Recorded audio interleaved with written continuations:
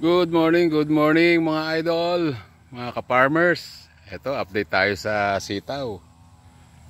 After 1 week, pagkatapos ng bagyong Enteng, yan na sila. Marami nang nag-anuhan sa kanilang mga trellis. Yan. May ilang araw na lang yan. Pakinabangan na yan.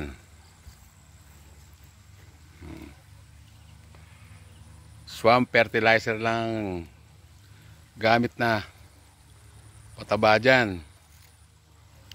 Hindi na ginagamitan ng chemical fertilizer. Halos lahat ng halaman dito sa farm ni nanay, hindi ko ginagamitan ng chemical. Puro organic. Ayan. Ayun.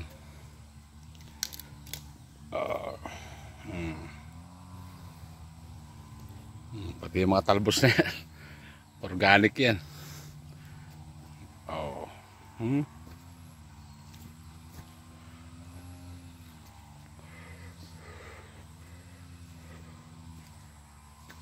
Huwag na lang uli sanang mababagyo ng matindi.